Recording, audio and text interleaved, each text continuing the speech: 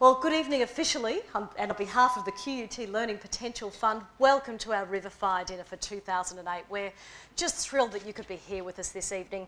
I'm Tracey Spicer. I was honoured enough to be able to MC this event last year, and I'm delighted to again be here this year. In keeping with the spirit of reconciliation, I acknowledge the traditional owners of the land here, the Turrbal people, and the important role Indigenous people continue to play within the QUT community. There are some very special guests I'd also like to welcome. You're all special, of course. Particularly special, though, Scott Shepherd, Deputy Vice-Chancellor, International and Development. Professor Tom Cochrane, Deputy Vice-Chancellor, Division of Technology, Information and Learning Support. Senator Sue Boyce, QUT Council members, the Learning Potential Fund Committee, of which I am honoured to be a member. Donors, our philanthropic, generous, wonderful donors, several of whom are here tonight. Bursary and scholarship recipients, welcome and thank you for coming along, and you'll see some of their lovely photos on the tables tonight. And of course our distinguished guests, thank you again. We're also lucky to have the support of our two major sponsors, Merlot Kitchen and Vending Solutions. Thank you again for your generous sponsorship this year. I'm not sure whether you know, as they're donating their time and services, virtually the entire cost of your tickets tonight can go directly towards the Learning Potential Fund, and that's just so important to us. I just want to say a few words about Merlot Kitchen. I don't know whether you've ever been to any of their functions before. The food is superb, as you would have been seen from the canapes. The catering arm of Merlot Kitchen, is dedicated to ensuring your special event is unique and tailored to your own individual requirements. We hope you enjoy the tantalising meal served to you tonight. If you'd like to thank them afterwards, the executive chef is called Mark and the events manager is called Debbie. Merlot Kitchen is quite unique in its ability to provide top quality restaurant meals in pretty much any environment. Believe it or not, this is normally a classroom, so it looks pretty good, doesn't it? Now, Vending Solutions is our other major sponsor, and we're proud to acknowledge the support of them. They're our on-campus vending supplier. They won 2 prestigious Telstra awards last year, and I'm sure you know how difficult they are to win. It's a wonderful achievement. They supply and service vending machines to more than 1,000 businesses in southeast Queensland, including QUT.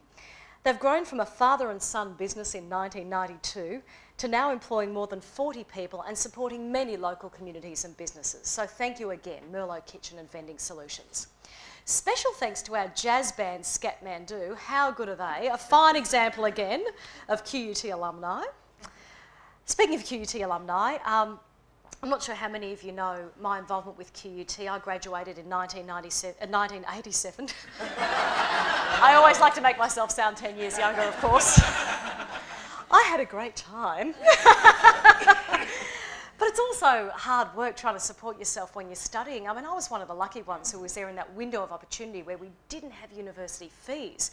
But still, I did various bizarre part-time jobs to support myself. I promoted chicken nuggets in various pubs wearing a short skirt, which probably made me into the feminist that I am today. I played an organ in front of a music shop in the Queen Street Mall for 3 weeks, 1 school holidays. I can't play a musical instrument to save my life. I think I did Greensleeves about 1,000 times. That was about it. But it paid, paid the bills. I stuck labels to chlorine bottles in a factory in Redcliffe for 3 weeks, 1 school holidays. I taught maths to Indigenous students. I worked in a shoe shop. I did pretty much anything to get through. Like I say, I was lucky. There were no fees. Mum and Dad were very supportive. They gave me $50 a week to cover rent and food. I ate a lot of noodles. But without that support, and had I been studying in a time of fee-paying students, I don't think I would have made it through. That's why, I mean, we've all got different reasons for why we're so passionate about QUT and about education, about the Learning Potential Fund, but that's why personally I'm so passionate about it. It's so, so important. I'm a very lucky woman.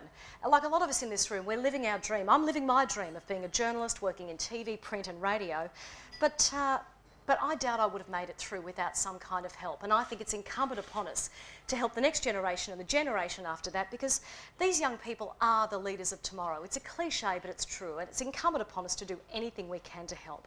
Through the Learning Potential Fund, we can help them achieve their goals.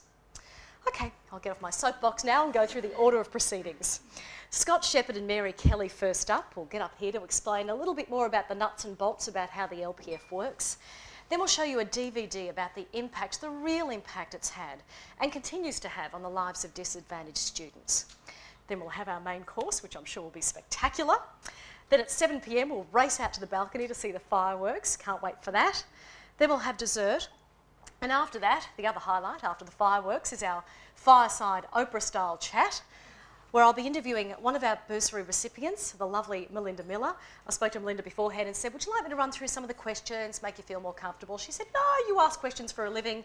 I can talk under wet cement, so we should be pretty right. So that'll be good.